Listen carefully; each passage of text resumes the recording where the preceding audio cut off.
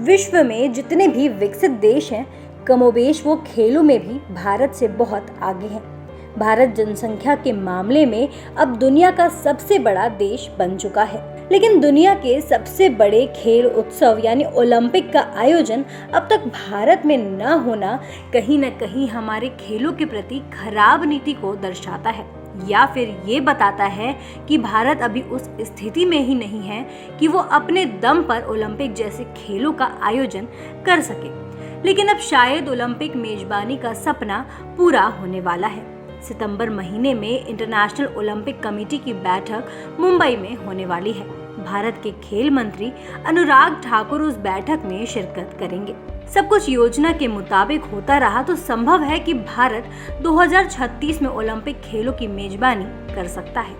भारत भविष्य में ओलंपिक्स का आयोजन करेगा और उस दिशा में हम आगे बढ़ रहे हैं, तैयारियां चल रही हैं और जब सही समय आएगा आपको सही खबर और अच्छी खबर भी सुनाएंगे। लेकिन भारत ओलंपिक का आयोजन करना चाहता है और बड़ा भव्य आयोजन करेंगे, क्योंकि भारत ने खेलों के क्षेत्र में मोदी जी के नेतृत्व में बहुत अच्छा काम किया है। हमारे खिलाड़ियों ने शानदार प्रदर्शन किया है और आहिस्ता आहिस्ता हमारी फेडरेशन में भी आप देखेंगे बहुत तेज़ी के साथ हम बदलाव भी कर रहे हैं।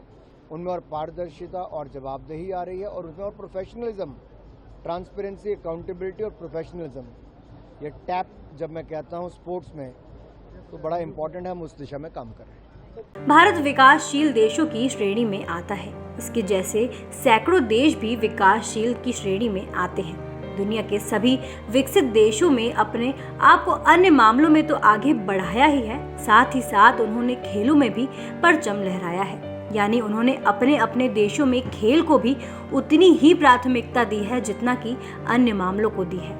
अब तक जितने भी ओलंपिक के आयोजन हुए हैं उनमें 2008 के आयोजन को सबसे बढ़िया आयोजन माना गया है। ये आयोजन चीन के बीजिंग में हुआ था। वो ओलंपिक खास तौर से चर्चाओं में रहा था। चीन ने आयोजन बढ़िया करने के साथ साथ उसमें सबसे ज्यादा गोल्ड मेडल जीतने का रिकॉर्ड भी बनाया था। आज चीन विश्व के सबसे शक्तिशाली देशों में से एक है। उसने दुनिया को अपने शक्ति का लोहा मनवाया है। इसके अलावा खेलों में अमेरिका, रूस, फ्रांस, इटली, जापान, ब्रिटेन और जर्मनी जैसे विकसित देशों के खिलाड़ियों ने भी ओलंपिक में भारत से ज्यादा अच्छा प्रदर्शन किया है। आज भारत के पास संसाधनों की कमी नहीं है, लेकिन ओलंपिक खेलों में हम एक अदद गोल्ड मेडल पाने के लिए तरस जाते हैं। जिस समय हमारा देश गुलाम था, उस समय भी 1928 के ओलंपिक खेलों में भारत ने अपना पहला गोल्ड मेडल हॉकी में जीता था। यही नहीं, तब से लेकर 1956 तक भारत हॉकी में गोल्ड मेडल जीतता रहा, जबकि अब तक कुल 10 गोल्ड मेडल जो भारत को मिला है उनमें से 8 मेडल सिर्फ हॉकी में मिले हैं। आपको बता दें, इंडिविजुअल्स खेलों में अभिनव बिंद्रा ने शूटिंग जबकि नीरज चोपड़ा ने जैवलिन थ्रो में गोल्ड मेडल प्राप्त किया। आज देश की सरकार खेलों पर बहुत ध्यान दे रही है। देश के खेल मंत्री अनुराग ठाकुर खुद भी अच्छे खिलाड़ी रह चुके हैं। उन्हें खेल और उसकी महत्वता का अच्छी तरह से पता है, इसलिए उन्होंने अभी से प्रयास करना शुरू कर दिया है। खेल मंत्री अनुराग ठाकुर की कोशिश है कि भारत में भी प्रतिष्ठित ओलंपिक खेल का आयोजन हो। इसीलिए उन्होंने इंटरनेशनल ओलंपिक कमेटी से वार्ता कर उन्हें भारत आमंत्रित किया है।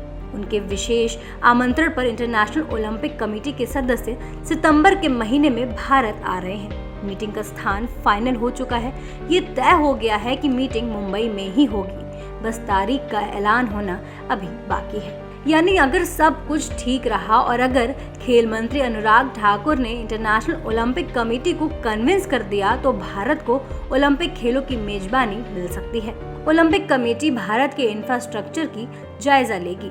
वो देखना चाहेगी इतने बड़े आयोजन के लिए भारत में वो सारी सुविधाएं उपलब्ध हैं या नहीं।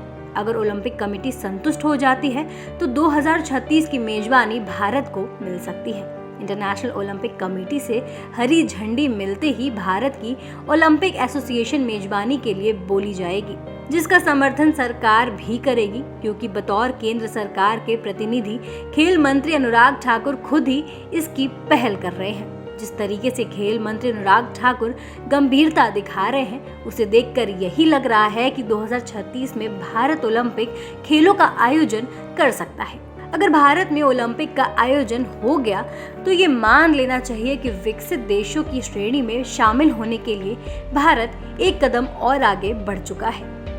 ऐसी ही देश दुनिया की तमाम अपडेट्स के लिए देखते रहें समय डिजिटल। वीडियो को लाइक करें, दोस्तों के साथ शेयर करें और चैनल को सब्सक्राइब करना ना भूलें।